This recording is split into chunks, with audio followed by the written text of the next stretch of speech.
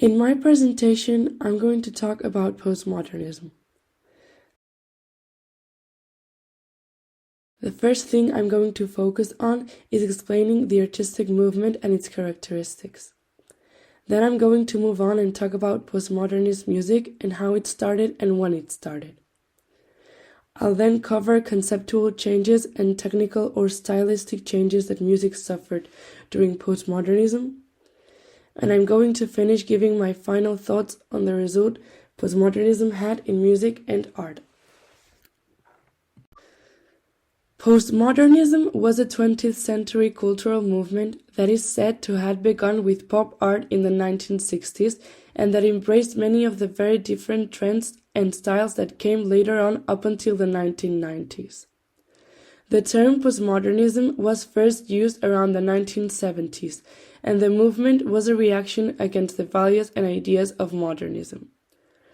Modernism was an artistic movement based on idealism and reason, that believed in progress being positive and trusted universal truths.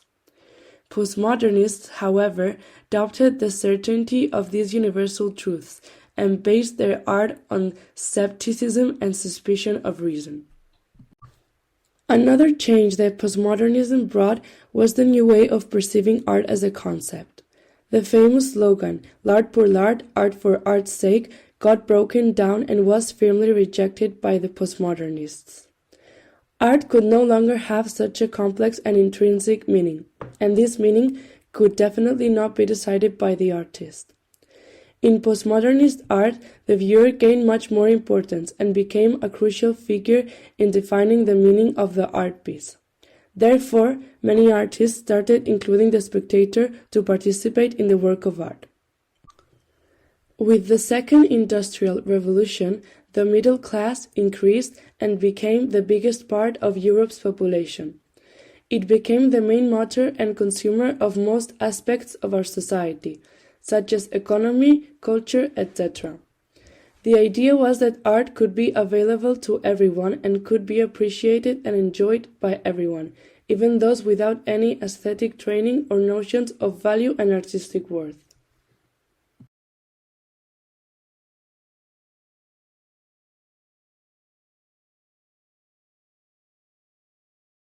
When analyzing postmodernist music, it's obvious that, as all the other postmodernist forms of art, it was very much a reaction to modernist music and its values and ideas that were brought to an extreme.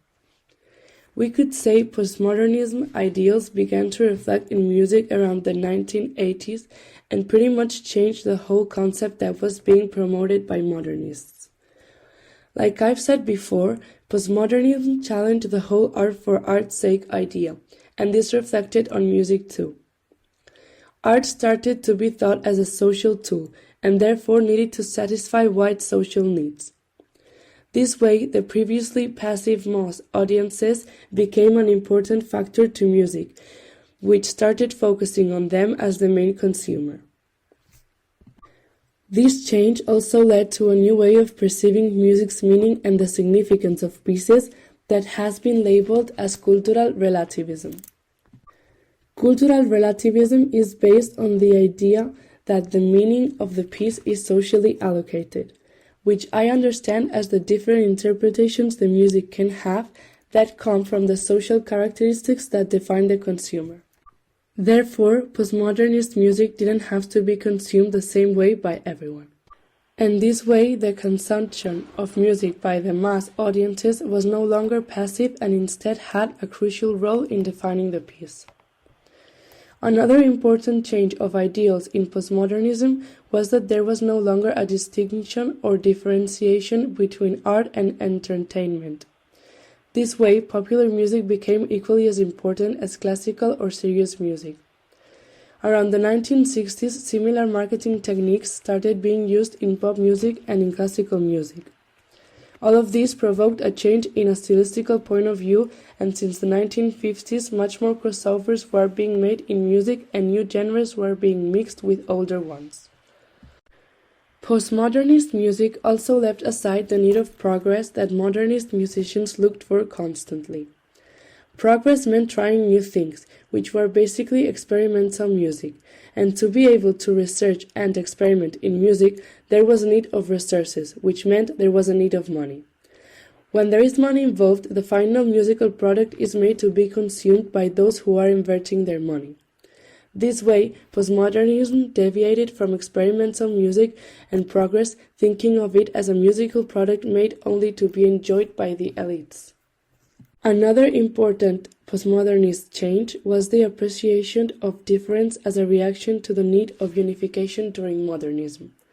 Schoenberg's dodecaphonism was a style designed to be used by all composers, bringing all of them together into the same way of composing. Postmodernist mindset wasn't as imperializing and globalizing and focused more on decentralizing and appreciating differences. This new perception of music that focused on differences meant appreciating all different cultures instead of trying to dominate them. This also accompanied the social background music needed to have. Concordantly, composers would start addressing social issues that would be of relevance. Now that I've exposed which I think are the most important conceptual changes, I'll move on to some structural or technical things that didn't follow as in modernism. Firstly, there is one I've already mentioned, and that is the increase of crossovers between genres. The use of crossovers was so extreme that it got to a point where there are some pieces where we can't tell what style the composer is using. Crossovers mixed all kinds of genres, and some combinations were so strange that it became hard to classify them. An example I've found is the album Officium by Jan Garbarek and the Hilliard Orchestra, where jazz and medievalism are mixed. Now you'll be able to hear a small part from Jan Garbarek's album.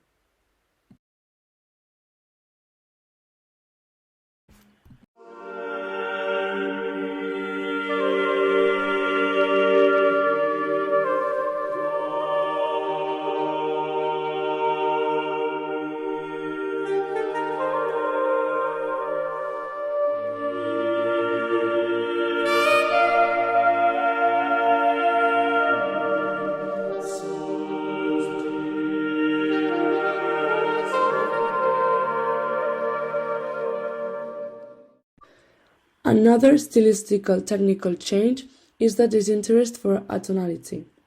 The grand narrative of modernism that said atonality was a necessity got rejected, and atonality was no longer looked at as the logical direction of music's evolution.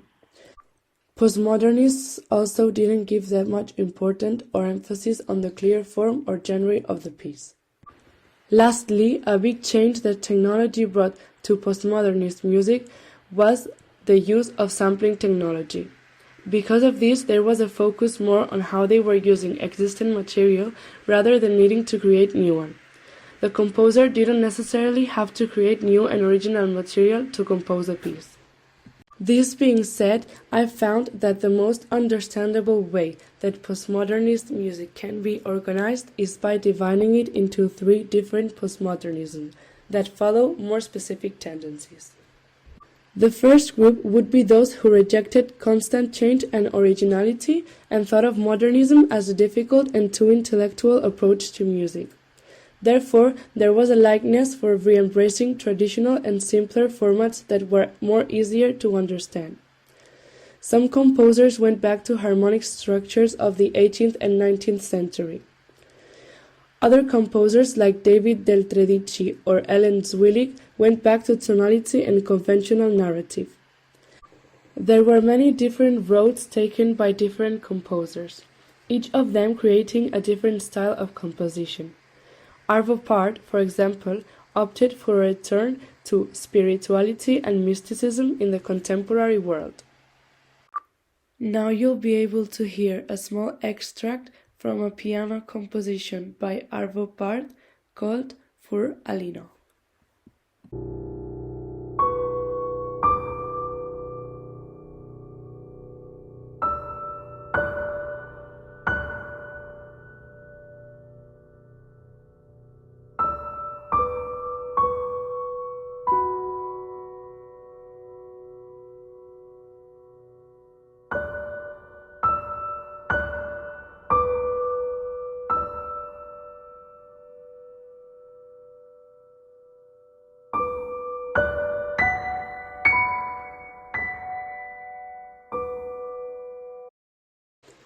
The second group would be a much more radical postmodernism labeled as postmodernism of resistance. They approach cultural characteristics and social meaning in a different way. They tried questioning and exploring them. They also addressed other aspects of music such as narrative structure. An example of these composers would be Philip Glass or Steve Reich. Lastly, the third group of postmodernists focused a lot on the usage of material already existent. The most important idea behind it, from a postmodernist point of view, I think, was the appreciation of differences. Mixing and juxtaposing very different things made the contrast clear and helped with the idea that variety is a good thing and that difference was more important than similarities. The material used didn't have to be necessarily music. This comes very in hand with the idea of not having to create new material and focusing on the way they used existing material. An example would be Laurie Anderson's music, that experimented a lot with sampling and new technologies.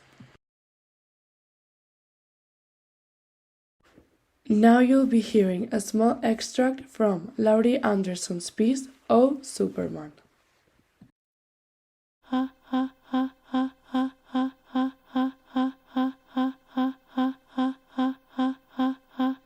Oh Superman,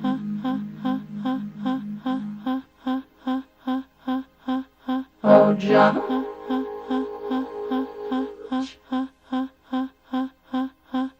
oh Mom and Dad, Mom and Dad.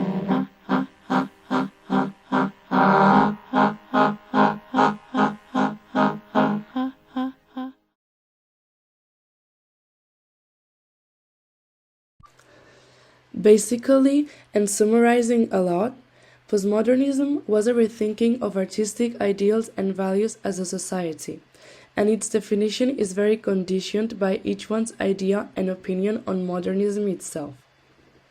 Some of my final thoughts would be around the result of postmodernism in the actual cultural context. Postmodernism was a way of socializing art and making it accessible to everybody. But for that to be possible, it was needed to make it simpler and not as complex intellectually as a concept. Not simplifying art meant it was only accessible to those who wanted and could have enough knowledge and capacity to understand it. It has been defended by socialists and Marxists that art should be a social tool, and many politicians have positioned themselves against the art for art's sake ideals. Diego Rivera, member of the Mexican Communist Party, said that this theory would only divide more the rich from the poor. However, there is another side to everything, and postmodernism can also be seen as the definitive insertion of capitalism into our lives and a way of controlling us more as a society. It's not really clear if postmodernism was really a way of bringing something that was exclusive to a few and making it available to the masses so that they could benefit from it, or if it was just a capitalist invention that cancelled us more as individuals and destroyed us more as a group.